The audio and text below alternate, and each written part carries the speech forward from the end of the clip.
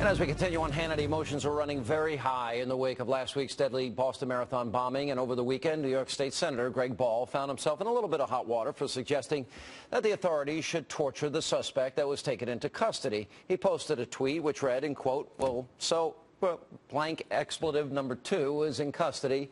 Who wouldn't use torture on this punk to save more lives? Joining me now, the lawmaker from the Empire State who posted that, New York State Senator Greg Ball. How are you? Welcome back. I'm really well. Blessed. Well, I don't even think you have to. I don't believe enhanced interrogation is torture. I don't. We only waterboarded 3 people. Right. Most people don't know that, and it was done under very strict guidelines, very limited amounts of time. Right. Medical supervision was there. Everyone forgets that part of it, and they say, oh, we torture, and Obama advanced that narrative. But enhanced interrogation, sleep deprivation, loud music. By the way, many of our own troops and intelligence officials absolutely, go through. They train. Right. They all train. Ollie North was waterboarded as part of his training. So, are you saying more enhanced interrogation, or?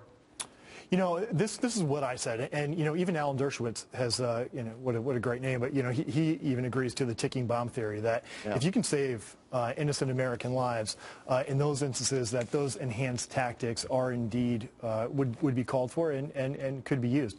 And you know, this is a lot of politicians are full of crap. They refuse to say what they really believe because, oh my God, if I say what I really believe, I may not get reelected again. Yeah.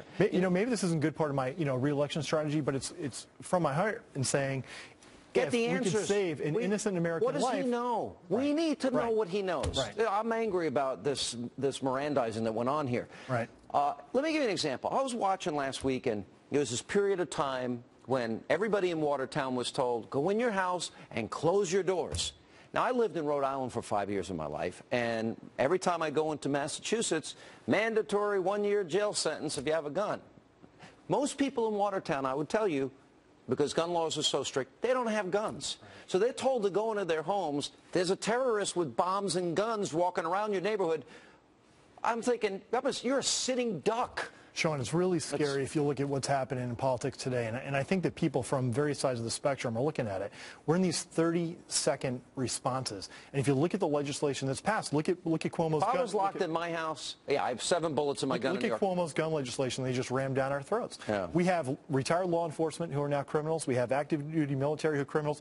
The New York Stock Exchange, other critical infrastructure in New York State, those private security guards have been turned into criminals. Listen to Dianne Feinstein on this issue about what are the poor people supposed to do? There's a terrorist in your backyard, terrorist in the neighborhood, he's on the loose, we don't know where he is, just lock your door. And by the way, don't come out of your house. Right. And if you don't have a gun, how do you defend yourself if he walks into your house? Watch this. Would people like to have had guns? Oh, some may have, yes. But if where you're going is, do they need an assault weapon?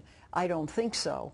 As the Vice President said, shouldn't they have the right to decide whatever weapon they feel they need to protect themselves? Well, how about a machine gun then?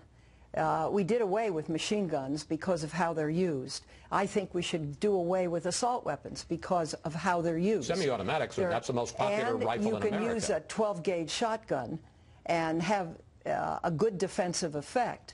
And there's the element of surprise. Now you've got police all over the place in Watertown. So I don't really think that this is applicable. I think there are people that want to make this argument. She is clueless. As the Vice President is clueless. For a U.S. Senator to compare the effectiveness of a modern sporting rifle to a 12-gauge shotgun shows that she's a complete idiot on this issue. She doesn't know the front end of a white-tailed deer from the back end of a thoroughbred horse. And she's the one introducing legislation affecting legal, law-abiding sportsmen. You ought to take a look online on YouTube of some people shooting shotguns that are, boom, right back on. I would not want to have birds shot. You don't have that kick. Interesting. I wouldn't want to have terrorists knocking on my door and have to protect that. Only with a 12-gauge shotgun. I wouldn't. Listen, I got to get out of New York. Only 7 bullets in my gun. I mean, this state is taking people's rights away left and right.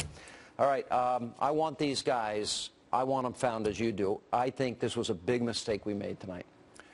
Sean, it's scary where this country is going. I hope that good Americans use this as a wake-up call and realize that if this is the new norm, we better wake up. All right, Senator, thanks for being with us. Appreciate it.